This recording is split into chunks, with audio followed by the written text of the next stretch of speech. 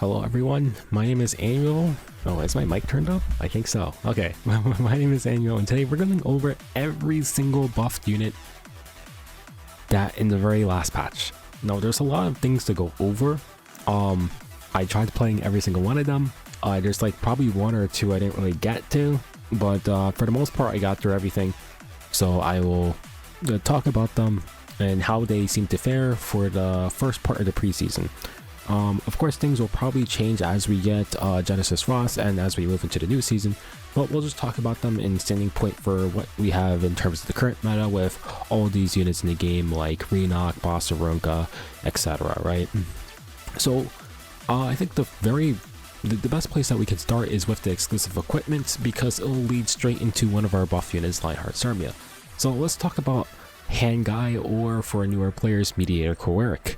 He got an exclusive equipment that is speed, and as well as changes his S2 or his skill 2 into a penetration skill, and also yeah, it just makes it a penetration skill instead, right?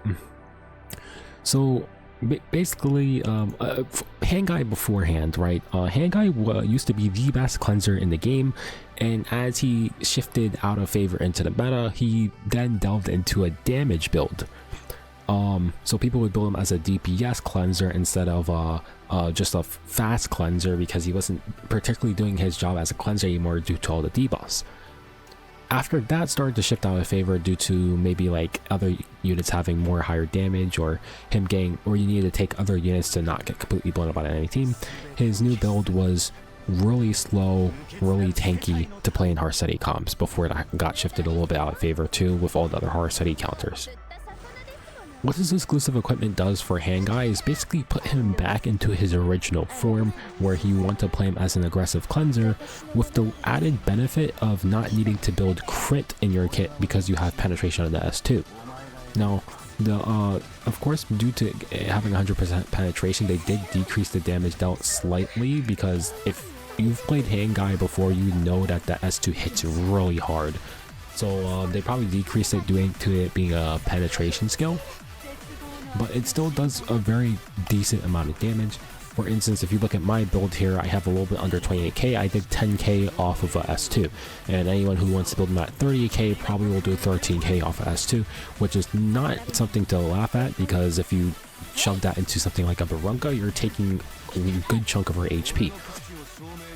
So honestly, I would rate Hand Guy. He is definitely doing it slightly better. I don't think he's like super meta defining as of right now. From what I've seen, he's definitely slightly better. I just think he's a little bit more useful than before because of the speed. I mean, it's a speedy. You can't really ever go wrong when you're getting free 10 speed, or effectively like 7 speed, because it gets added to the end amount, so you really can't go wrong with it. But if I would call him a winner of the balance patch, I wouldn't really say so, but he's definitely slightly better than before. So that leads us into the next unit here, which is Lionheart Cermia. Lionheart Cermia, I'm inclined to think, is one of the winners of the balance patch, because she is a ton better than before, and the fact that she got buffed right before the E7WC finals kind of makes me think of like 2 years ago when it was like Lone Crescent Bologna meta. Lionheart Cermia got buffed right before that E7WC, and she was the star of the show, and I feel like it's going to be the same thing around this time.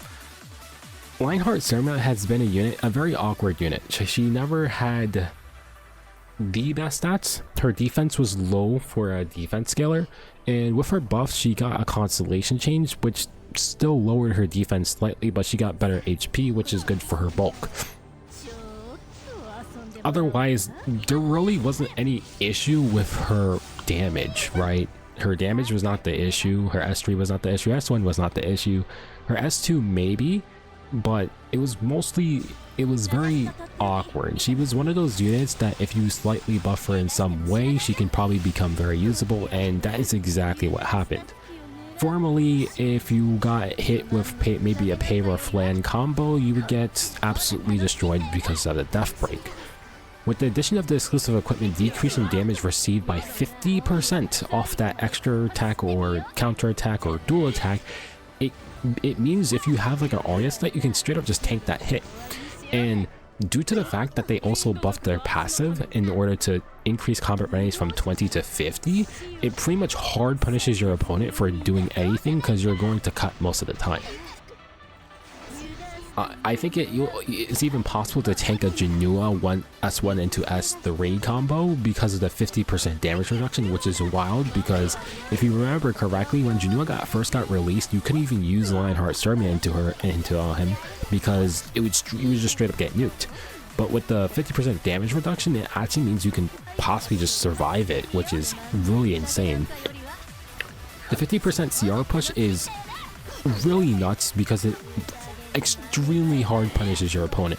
And with the addition of 3-turn defense break and 3-turn defense buff and 3-turn immunity, it pretty much means you're always going to have defense buff so you can be able to survive attacks as long as you're facing dual attacks and counter attacks. And it also means that you rarely will ever be debuffed because you always have this immunity buff on you, once again, as long as you're getting counter attack, dual attack, extra attack.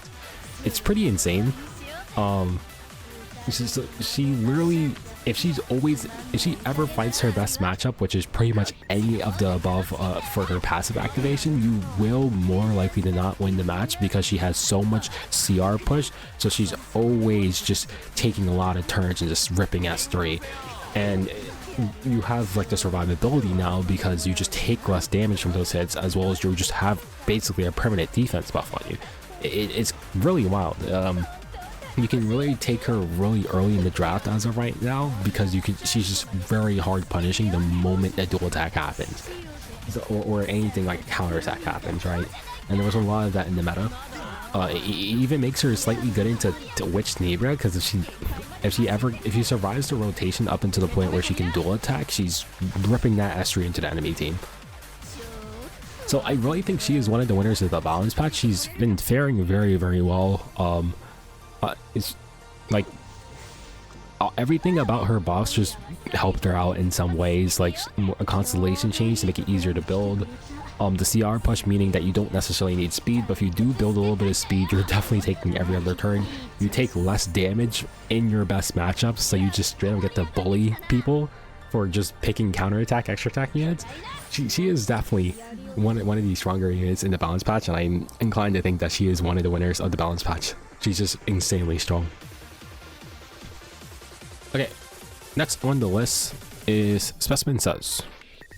I think Specimen Sez also got very good changes as well.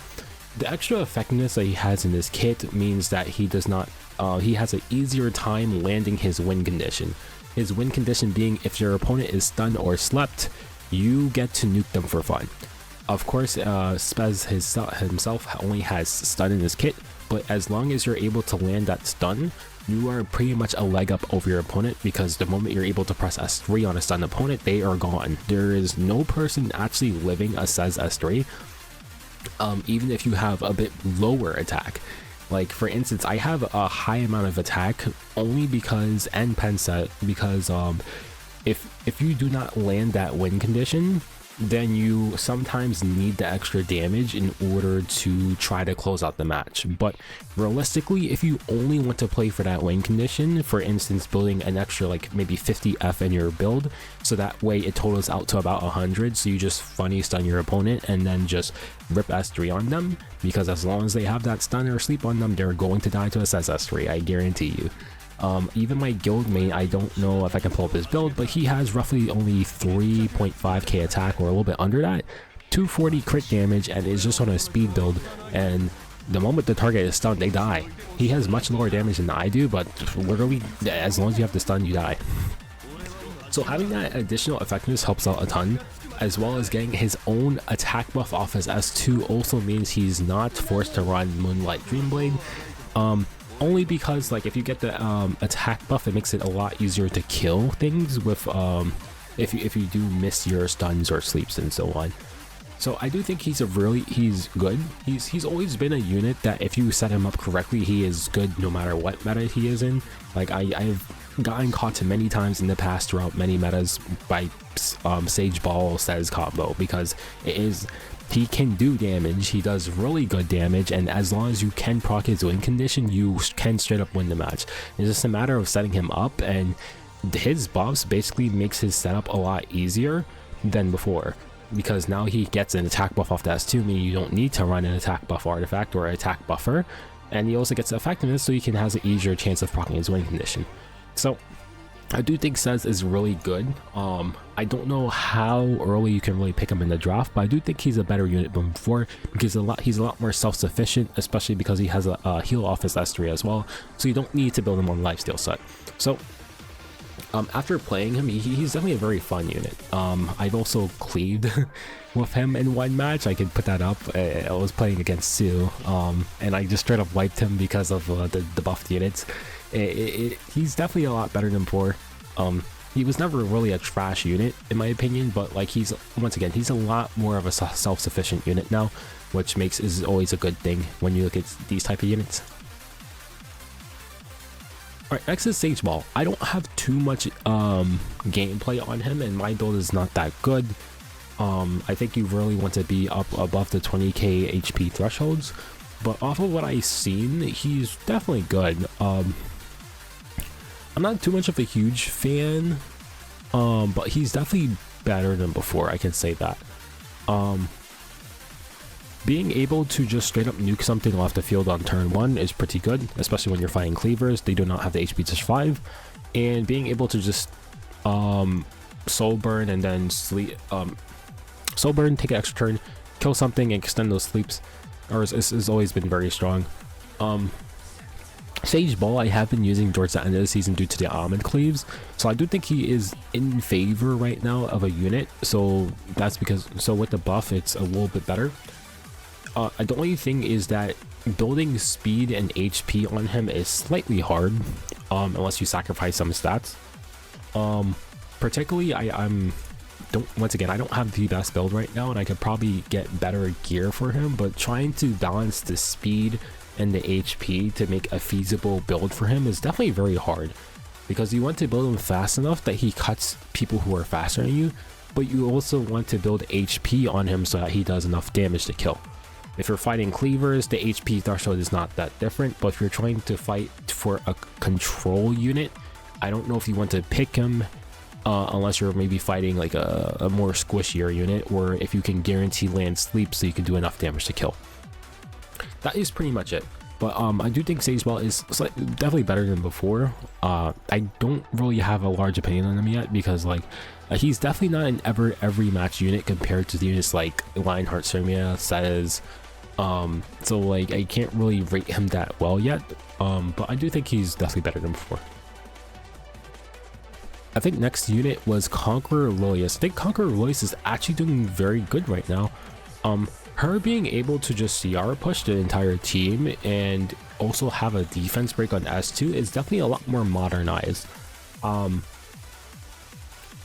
I did miss the pushback every now and then from her old kit, but at the same time I don't think it's too it was too much of a downgrade. The CR push was definitely the greatest thing in her kit, being able to make her more of an aggressive opener compared to before, because Conqueror Lilias has always been a very flexible opener that can play in standard, aggressive, and aggro. The S3 making her more of an aggressive opener is more fitting for the current meta when we have units like Lilibet Pavel, which is basically just the queen of the aggression and just pulling up the entire team very quickly, as well as something like Ahmed, who also got an exclusive equipment which made her in favor of the meta, which is also another aggressive opener, preferably used for cleave, but with her CR pushing she can be used for aggro as well. So Conqueror Lilias getting the CR push made her a lot more in favor, and she's also been very fun. She's also a very nice combo unit for our other buff unit named Lionheart Cermia, because she also gives vigor buff, which gives defense to the team. This taking away Conqueror Lilias and Lionheart Cermia is a very valid combo, because if you ever play Conqueror Lilias, you don't want to be fighting Lionheart Cermia, because Lionheart Cermia will probably win that matchup 99% of the time. So stealing those both are very strong, because if your opponent tries to take Celine, you're probably winning that matchup anyways. So she's honestly been very, very good, and I do think that she's definitely risen up from where she was before. Now I don't know, I think I would put her in like the same spot as Hangai in terms of growth, in terms of her buff. I don't think, I do think it's definitely a lot better. I just don't know how good, because as an opener, I don't know if she is definitely punishable. She still definitely has her punishes, but she's definitely a lot more modernized now, so she has more wider use than beforehand, where she was still as like a standard opener, which standard, like something like standard, it kind of has like a different meaning now in terms of units. And when you are fighting someone like Alone with Para, I don't think Conqueror Lilias would be in favor and compared to her. So having these additional buffs would make her a lot more in favor with all the other modern units that we have right now. Commander Pavel, I don't have much to say about him. He's relatively the same, other than yeah, he's relatively the same. The only difference with him is that he just has 100% CR push now, so I guess it makes it easier for him to cut. But like playing him, you literally play him the exact same way. So I don't know if really much changed about him, because like you're really just playing him the same exact way. So if you have something like MLTayu, you're just playing him instead. It really just didn't make much of a difference for Cavill. Festive Eda, I think Festive Eda is another one in the Bowers patch. I think my build is could be fixed. I'd rather have like 25k HP, but in terms of what we have here, Festive Eda is just really dang good. Her pop damage is quite insane. But practically, if you land your S3 defense break and you go straight into your S2 proc, you're pretty much doing quite a lot of pop damage into the enemy team, which is what makes her very, very good. The only weaknesses that I ran into is if you don't land your defense break, you're obviously losing a notable amount of damage, because the pop damage is actually based off the defense value of their enemy team. So if you get the pop damage and they have like, and they're really bulky, you're not going to see a whole lot of pop damage. But if they're very squishy units with barely any HP values, like for instance Spread Ice Lane, they're going to get absolutely popped by Eda. And if you do get off your defense break and you get your pop, you're going to do also another boatload of damage. She is honestly first pick worthy with how just the amount of just damage she just does if you just literally reveal her. It's honestly quite insane. I do think she's somewhere near first pick worthy, because it just auto checks your enemy team for AoE attacks, and if they do reveal her in some way off of like a strip or of some sort, and they don't deal with her, they will just get absolutely popped if they don't have good defense, or if they don't somehow like resist the S3. So I do think she is one of the winners of the balance patch. I do have like some clips that I'm probably going to show on screen here of her just absolutely just nuking the opponent because of just the amount of damage she's possibly able to do, and just punish the enemy team too. And she's, no surprise, she's also a pretty good cleave anchor, because of the fact that if you reveal her off like maybe a counter attack or maybe a politics strip, she will just literally just slap back your enemy team by 50% on the CR bar and just pop them. So she's honestly a really good anchor as well, surprisingly. So I do think she's just really good, because I really did truly underestimate her. I didn't really understand how much damage the pop would do on her S2.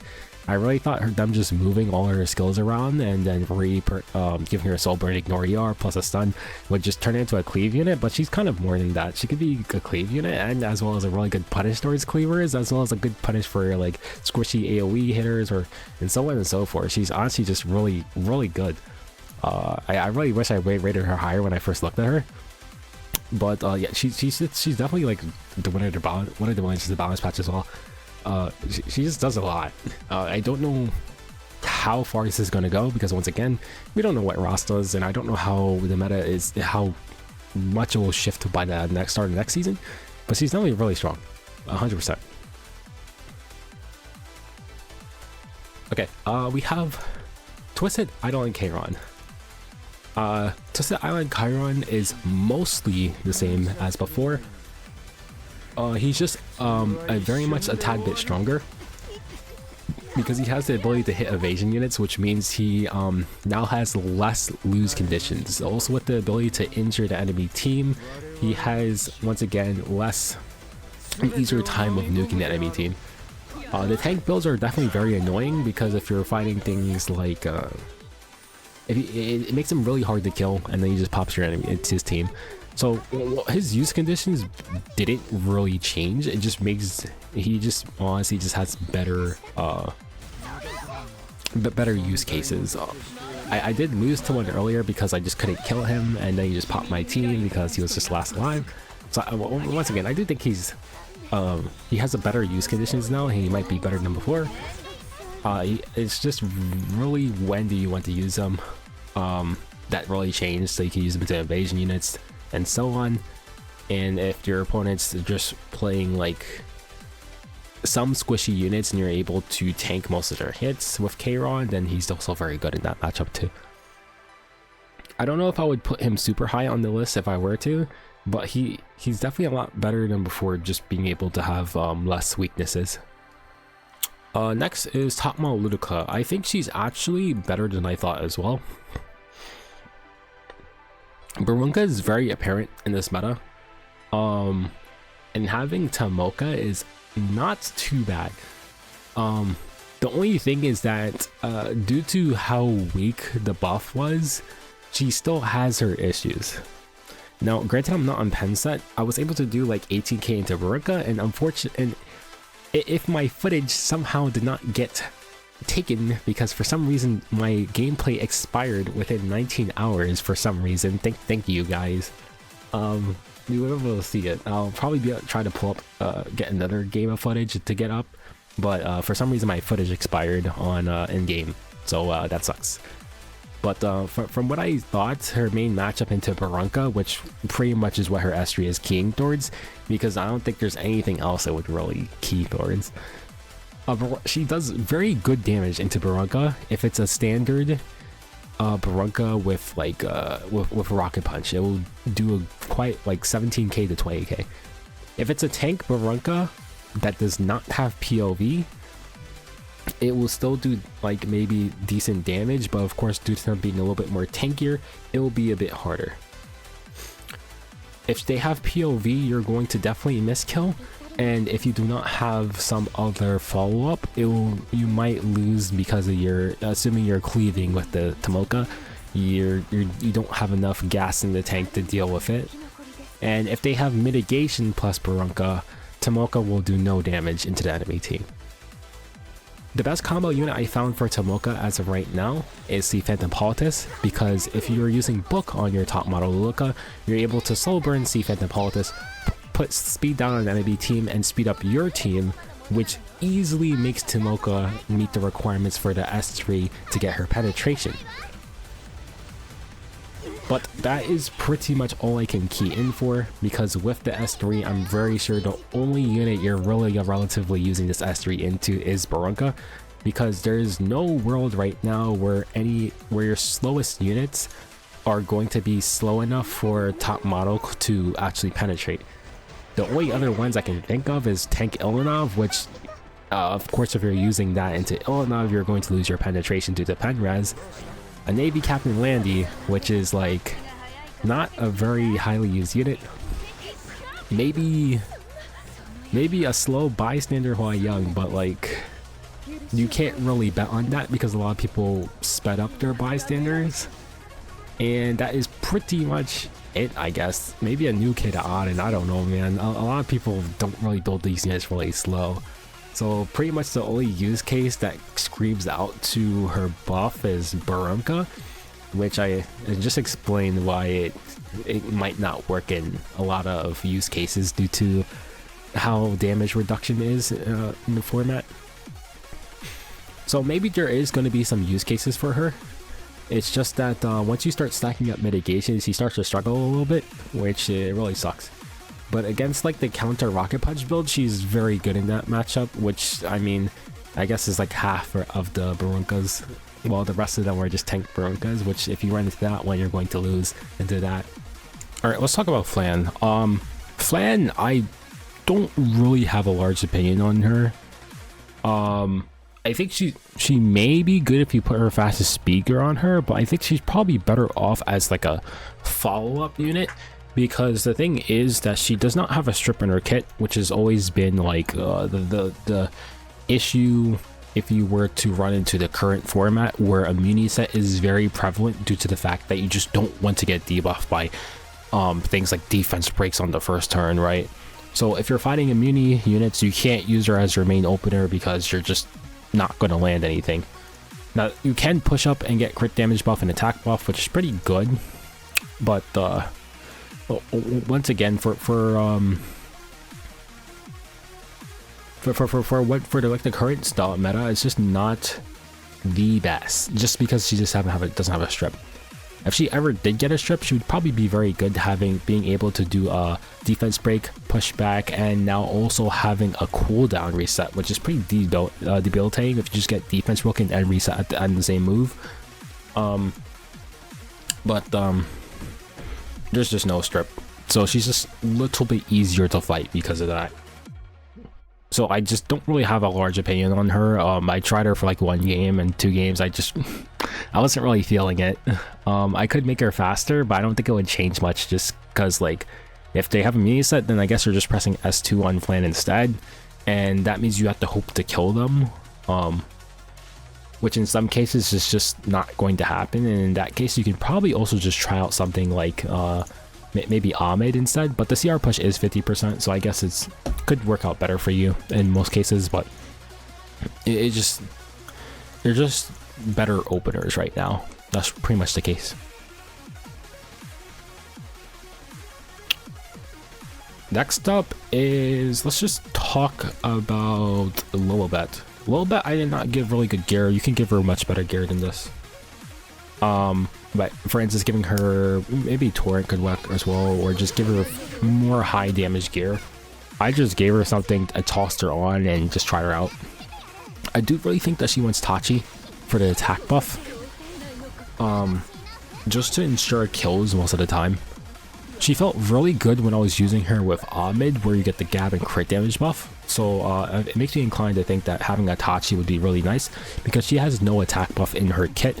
She really just presses S2 and then rips S3 raw with no actual like attack buff or in her kit or anything.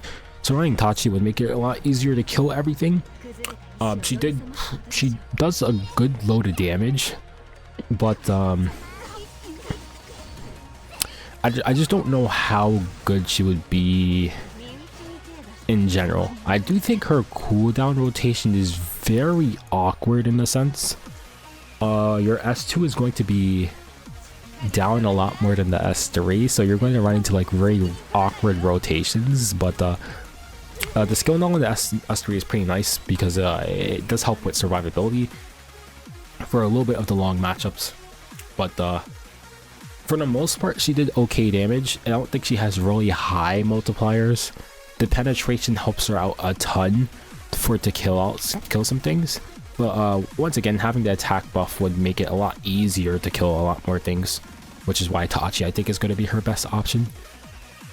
She's not, although she does have 20% hit chance, I don't think she's going to be your pick if you're trying to fight evasion units. It's just too much of a high risk situation trying to use her into evasion units, even if you're running a hit chance artifact like this, because it only means you have a 40% extra chance to hit, which is not really in my betting numbers because I've tried it and I just, due to the RNG, you can just miss a lot, which isn't in your favor, especially if you're fighting things like, for instance, like a Dark Auden, which can straight up counterattack and punish you for doing this the thing. Although she has a skill null, you would just lose your skill null and get S3. I don't know exactly where to rate this unit. Since she's a damage dealer, I would have to wait a bit more and see how she fares. As a damage dealer, I'll have to wait a bit more to see how she fares. So for this unit specifically, I'm gonna put her on the back burner. Compared to someone like LHC, which is visibly really strong, I don't know how she fares right now. I would just need a lot more testing with her, a lot more matchups, just to see what she's best in. But I do think her buff makes her slightly more interesting and gives her a different use case than she did beforehand. So she does have potential, but with all the other damage dealers in the game that have more high play like Straze, or maybe even, well, once again, LHC is really good right now, or Fire Flan, it's just like, do you really want to pick Lilibet? Who knows, right? so I have to do a little bit more research for her. Sharun's buff didn't change too much about her, but she now has Ignore ER on her S1, and I think they gave her additional Venom on the S3, and changed her passive to have a CR push, I think. So I do think Sharun's buff was actually pretty good for her, being able to ignore ER on the S1, which pretty much guarantees that you just straight up reset someone on demand. So it makes her slightly stronger, and having the passive modernized to just straight up CR push your damage dealer makes her a pretty nice pocket pick in such situations. I do think I need a better build to make her a bit more tankier, but if you have her as an aggressive option to pair with your damage dealer, I think it would probably be pretty decent, because every time she takes a turn, your damage dealer also gets a really large push, and you just have a lot more aggression once again to just keep up with the meta, since a lot of things are just very fast, really aggressive. Now, as for her general use cases, I really do not know, unfortunately. She is susceptible to something like Schneel, of course. I mean, she is an injury unit, so she is an option that you can use compared to Death Dealer Ray if you don't have one.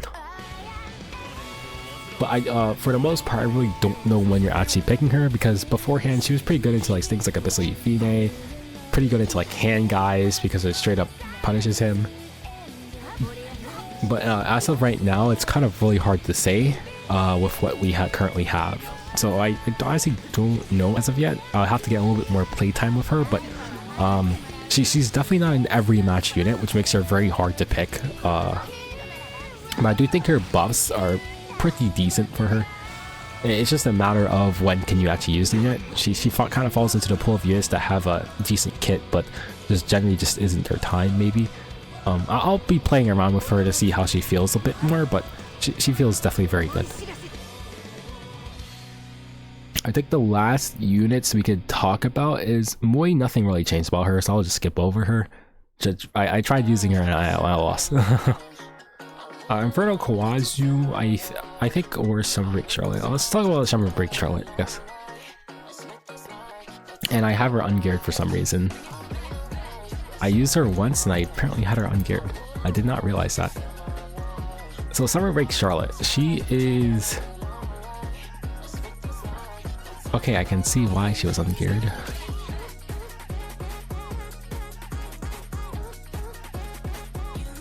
Alright, let's talk about Summer Break Charlotte really quickly. Summer Break Charlotte is definitely very... I think she's also a unit that requires a bit more time. She's not exactly the most transparent unit to review, and in addition to the fact that she just doesn't seem like the best thing to pick. She does not have very high damage. She never really had good damage in her kit. It was pretty hard to build her with good damage unless you probably ran Torrent and just didn't run any speed with her. So with her buff, it made her a bridge unit in comparison to like maybe a high damage unit. Kind of something like I guess like Hua Young in a way, because Hua Young's a bridge, but she has good damage, while Summer Break Charlotte is a bridge that doesn't have good damage. She's a pretty interesting bridge. If you can land her defense breaks, I think she can work pretty nicely. It's just a matter of she doesn't have good damage. Her S3 does pretty... I think her S3 probably has the highest damage in her kit, but her dual attack doesn't have that much good damage. And if you have Fire Flan, you're probably using Fire Flan over her, because they're both have a resource in their kit. Summer Break Charlotte has Fighting Spirit, while Flan has Focus, right? So you're still getting countered by by relatively the same counter like Sea Phantom Politis. Maybe not Solitaria. I don't know if anyone would actually pick Elvaranti if you're picking this, but probably, right? So like you're probably still finding the same counter pick anyway. So it's just a matter of, do you want to take the Flan instead, or do you want to take the Summer Break Charlotte instead?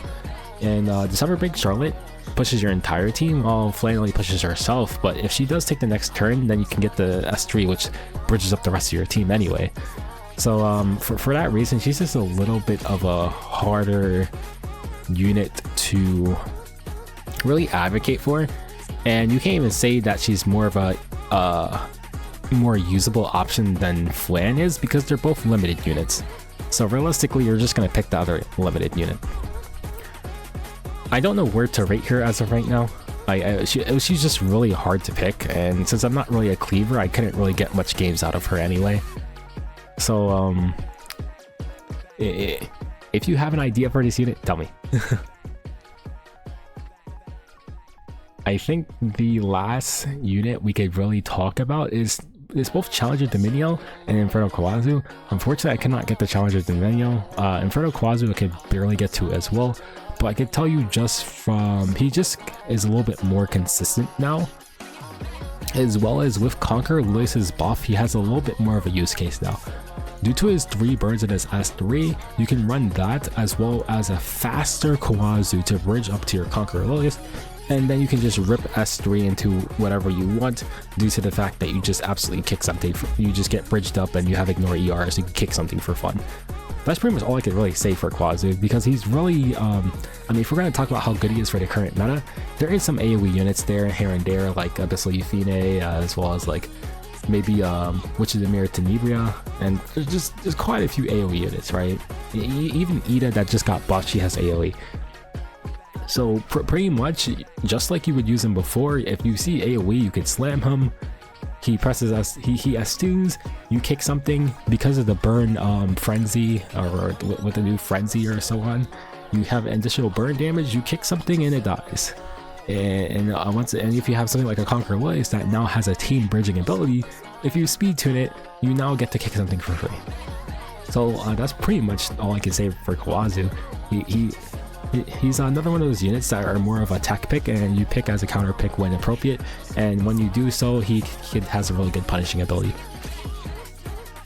Alright, so this is pretty much a very long video. Unfortunately, there's just a lot of units to cover, so hopefully this is somewhat helpful. I tried to get as much gameplay as possible. It was pretty hard to try to fit all these, get gameplay of each and every hero, as well as due to the fact that the RTA, for some reason, nuked my gameplay. I had to replay a lot of these matches, so it was quite unfortunate. I don't know if they changed like the time you could look at gameplay or something, but it kind of sucks because I lost a lot of my footage. But either way, if you enjoyed, be sure to leave a like, and I'll catch you guys in the next one.